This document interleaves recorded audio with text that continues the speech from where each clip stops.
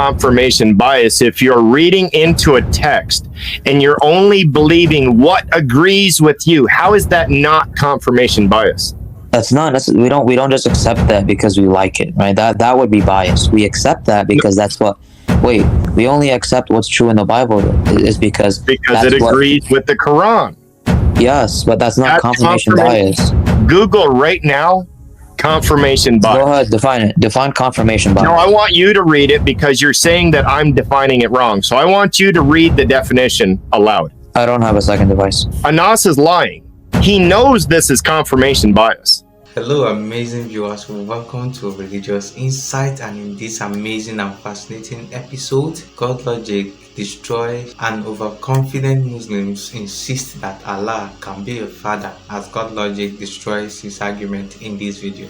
See you at the end. Can a Muslim prove to us that Allah is God? Are you able to do that, Anas? Yes. Okay, go ahead. And in the Coliseum, I will give you 90 seconds uninterrupted to go ahead and make your case. Go ahead. Okay, good. So we can just reduce this. It's called the reductio ad absurdum. It's a Latin term to mean to reduce something to a common belief. So we both believe that Jesus submitted his will to the one true God. I believe that in the Bible he submitted to Allah, whether you want to call him the Father or whatever, he submitted to that one true God. Who he submitted to there is the one true God. Subtracting all of the things that we disagree with in the Bible, that is the one true God right there. And I believe that Jesus in the Quran also submitted to the same God that he submitted to in the Bible. Therefore, that makes him a Muslim. And a Muslim is one who submits their will to Allah, or the one true God. And that is what he did. So that's basically my answer. Alrighty, logic. You can have up to 60 seconds to address anything that Anas just said, and jump right in with the open dialogue if you'd like. It sounded like he was making a case that Jesus was a Muslim instead of that Allah particularly is God. So I don't know how. I mean, good. I said he submitted to Allah, therefore he's a Muslim. That's what I said. Yeah, so he was making the case that Jesus is a Muslim, not that Allah is God. Well, him submitting to Allah makes him a Muslim. I literally said that he submitted to Allah in the Bible, right? I know, he didn't ask you about Jesus being a Muslim. He asked you about Allah being God. Okay, Allah is God, right? Because Jesus submitted to that God in the Bible. So the God in the Bible is the true God, and you're saying that Allah is that God. Yeah, Allah is the God that Jesus submitted to in the Bible. So when Jesus says that God is his begotten Father, then... Begotten Father? What? Yeah, that he's the Father who begot him. That's what Jesus said. But the Father's not begotten, though, my friend. No. So he's the Father who begot the Son. Good, yeah. Yeah. So you're saying that that's who Allah is? Well, it depends how you define beget. Wait. So there's a sense in which Allah begets? Yeah, you're gonna have to define beget, my friend. There's many. No. Is there a sense? Does Allah beget in any sense? Yeah, if you define beget as, for example, creating. Yeah. Wait, where does your Quran say this? It's an analytic truth. It doesn't have to be supported with evidence. Okay.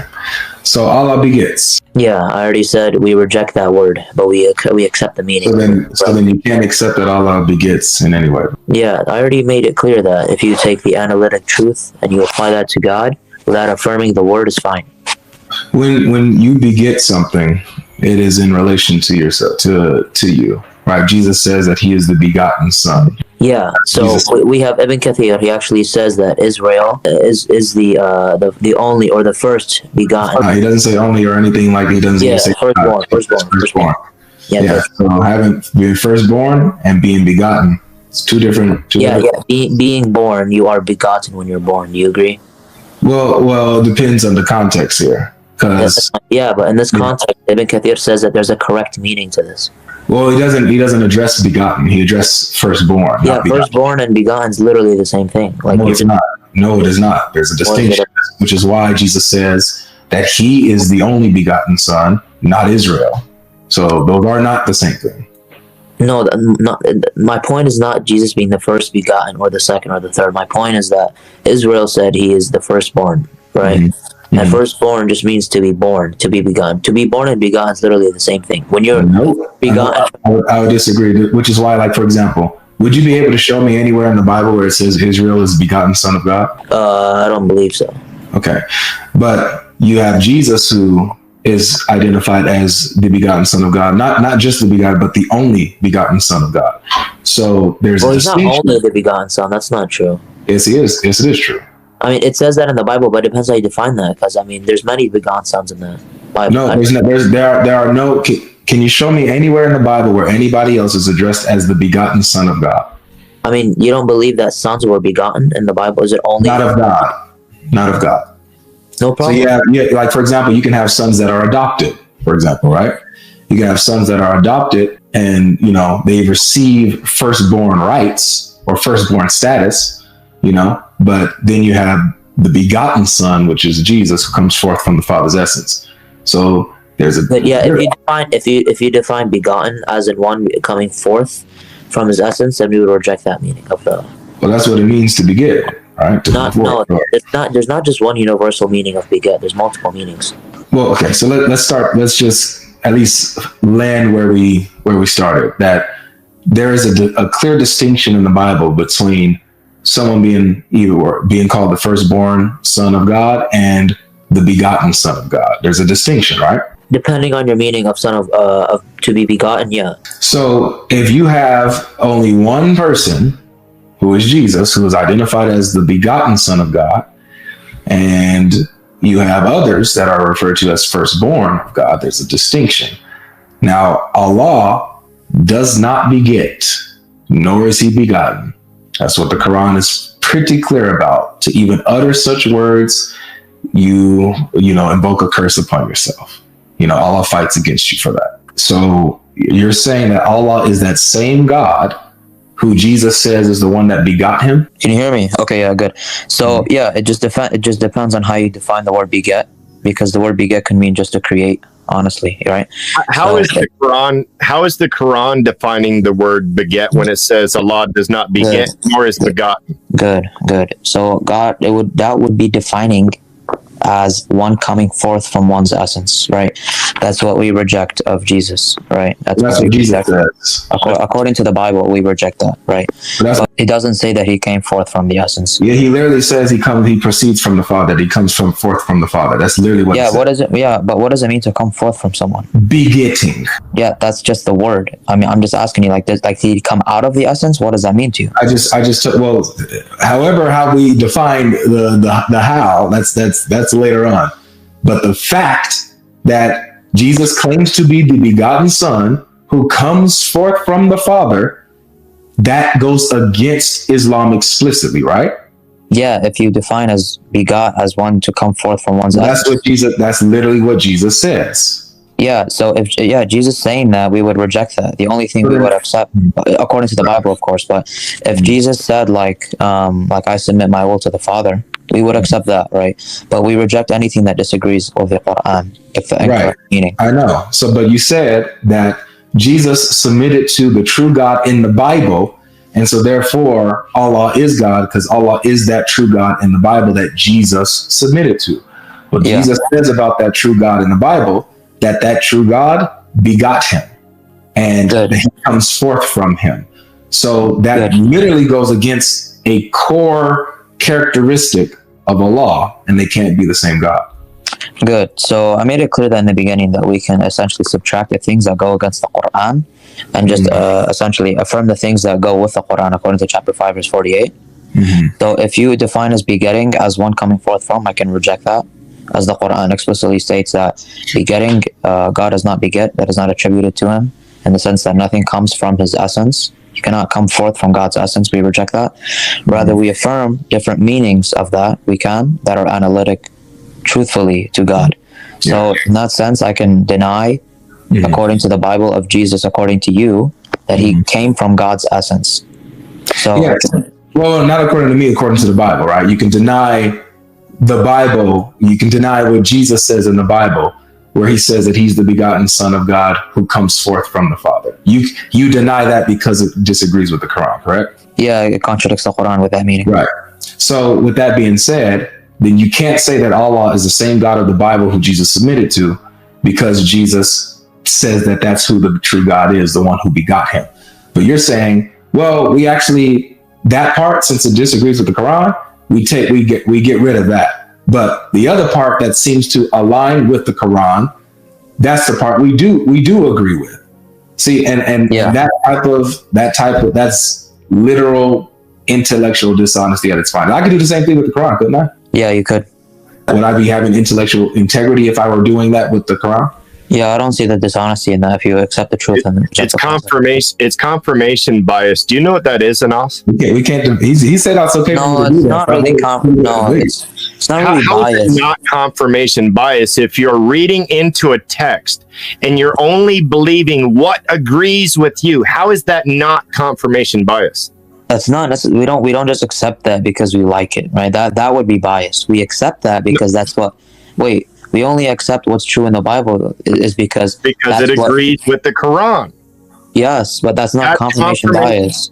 Google right now, confirmation bias. Go ahead, define it. Define confirmation bias. No, I want you to read it because you're saying that I'm defining it wrong. So I want you to read the definition aloud. I don't have a second device. Anas is lying. He knows this is confirmation bias. Yeah. We don't just accept what's true in the Bible because we like it. We accept. That's really what you said, Anas. No, we only accept what's true in the Bible is because that's all we can accept, according to the Quran. Why? Because the Quran says we can only accept the truth from the Bible. It says confirmation bias is a psychological phenomenon that influences how people process information. It is the tendency to favor, seek, and remember information that confirms or supports one's existing beliefs or values. Confirmation bias can lead to ignoring or rejecting information that contradicts or challenges one's beliefs. Confirmation bias is largely largely unintentional and unconscious. It literally defined as what you said. That what you said is literally confirmation bias. I'm not doing this like unconsciously or unintentionally, and I'm also like when you challenge my beliefs. So you're doing it conscious. So you're conscious that you're doing it then. No, I'm consciously rejecting the falsehood that contradicts my Quran. So you're consciously using confirmation bias when you're reading the text. You're consciously doing that then, right? Yeah, I guess with that definition, yeah, I'm consciously doing it because I can only reject what's false in the Bible. I cannot reject the truth within it. Let me ask you a question, Anas. I really don't see the problem with that. I don't. No worries. You know, that's your position. Do you how familiar are you with the New Testament? Like, have you read it in full or in detail? No. Or studied it? No. Okay. From, I guess, what you do know, do you hold a position that, you know, it does show that Jesus is God or not? Or do you have a position at all? I believe the New Testament definitely shows that Jesus is God to an extent. Okay. So the Muslims that say that it doesn't would be I think that's waffle to say that like Jesus is not deified at all in the New Testament in any way. That's kind of stupid. I don't think any Muslim should be saying that, and if they do, they should stop the apologetics. But I believe that Jesus is deified in the New Testament for sure. In Revelation, different places. You know? What? Okay, how familiar are you with the Old Testament? No, not really. Not really, man. You gotta get into this stuff, man. I'm not really interested. I mean, I'm reading the New Testament right now, but it's really long, so it's a process, you know? Okay. Yeah, it is a long process. So what about your views on the crucifixion of Jesus? Obviously, people in the New Testament, do you believe that it's clear that Jesus was crucified, or do you hold the position that, there could be some ambiguity with it in the New Testament? No, there's no ambiguity that Jesus was crucified in the Bible. Okay. I just want to take a second to Central. You need to listen to this man. I told you in our debate. Hey, just keep going. What are you talking about? Well, like, what did Central do? He didn't say that Jesus wasn't crucified in the Bible. Yeah, me and Central had a debate on if Jesus was crucified in the Bible, and he specifically says the Bible teaches that Jesus was not crucified. He's probably he's referring to Mark, probably, or Jesus. Thank you for Not just Mark. No, he used the whole Bible. He used Old and New Testament, not just Mark either. Thanks for that answer, though. Okay, well, I don't know about that, but I know that you can use Mark as an argument to say that Simon of Cyrene was crucified. But didn't you say that people should stop apologetics too if that was their argument? No, if they say that Jesus is not deified to an extent in the New Testament, yeah, they should stop. What if they say that Jesus is not crucified according to the New Testament? Should they stop? Central didn't say that. I know. We'll see. But John just asking, should they stop doing apologetics if they say that? If they say that Jesus was not crucified at all in the Bible, Yeah. at all, Yeah. yeah, Why are you hesitating? because there's no way Central said that. I don't think he said that. Well, I didn't say that he said that particularly. All right, but he didn't say that. He did argue against the crucifixion of Jesus in the Bible. Yeah, I know. He uses the Gospel of Mark as an argument. I know that. No, he uses Psalms, he uses Hebrews, he uses many different places, not Mark. I was the one that debated him. Yeah, I know. He's probably bringing arguments that contradict the crucifixion, probably, quote unquote. No, he actually believes that Jesus did not die by crucifixion, that he prayed to God. God heard those prayers and granted those prayers. That is his argument. Yeah, I know, but he's finding scriptures that would contradict, like the gospel of, like, for example, I don't know what gospel says Jesus crucified, but like gospel. Let's get off that because you're not helping out Essential any right now. What? I'm literally just saying what he believes. He knows Jesus is crucified in the Bible, but he takes other scriptures that would contradict that to like support his belief. No. So confirmation bias. I debated. I don't wait. Is that like a fallacy? Like, what's the problem with confirmation bias, as we saw in the definition? I mean, you reject logic. Do you accept in the Quran of chapter 1 that if you attributed that to like your God? What parts of it? The whole chapter 1. So just praying to stay in the right path.